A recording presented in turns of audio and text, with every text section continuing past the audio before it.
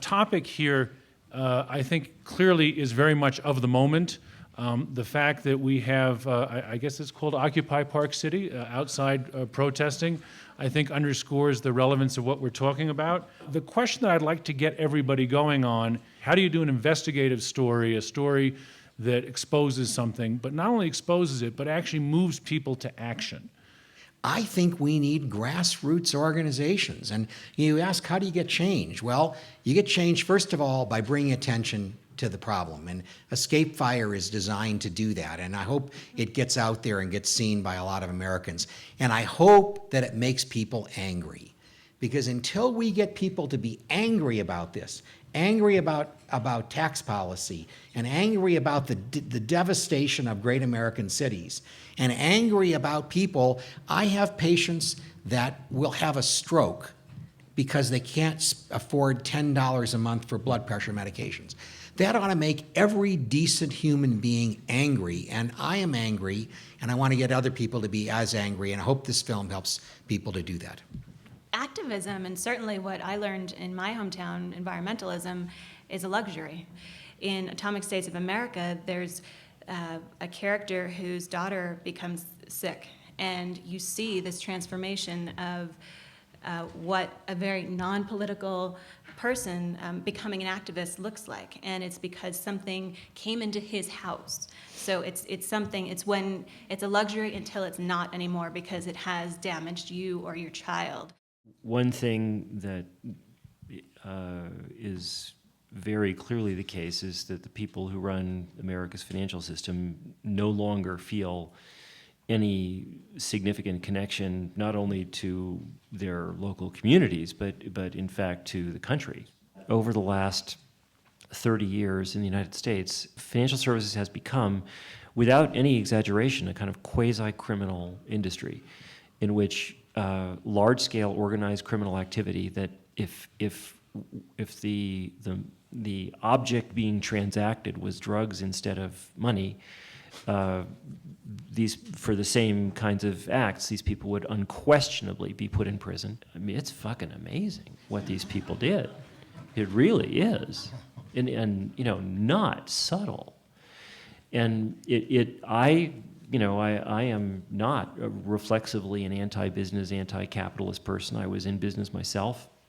I think it's perfectly fine for people to become rich in business if they do it honestly and if they pay their taxes. But these people didn't, and it's quite astonishing what is now permitted and not prosecuted in the United States. The idea that the very people at the top of the system who are taking advantage of obscene tax breaks, for example, this business of carried interest, where if you're a hedge fund manager and you're making X million dollars a year, you get to treat that carried interest as a capital gain at a 15% rate and not pay Social Security tax. And those same people come back to lobby against any kind of benefit for average people is an obscenity. The last remaining hospital in East Cleveland was closed this last year. So there is no hospital at all.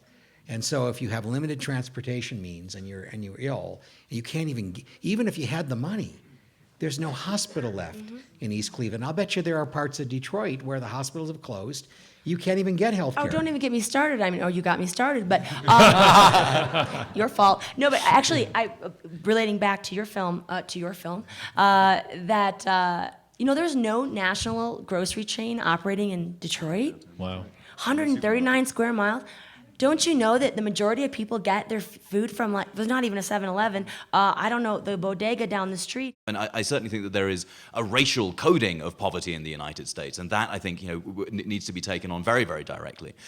When you look at the people who are on SNAP or on food stamp entitlements, the majority of them are white, of course. And yet we, people of color, are actually in the vanguard of creating really exciting alternatives to this food system. And we need to. I mean, 1 in 2 children born in the United States now will develop type 2 diabetes. Half of our children will will develop type 2 diabetes, in large part due to the kinds of poor diet to which we are exposed, and in large part because we are disproportionately affected by poverty. We are disproportionately in the 99%. I take the path every day to the World Trade Center. If you know the geography of New York, I walk to an office on Broadway, which is where ProPublica is.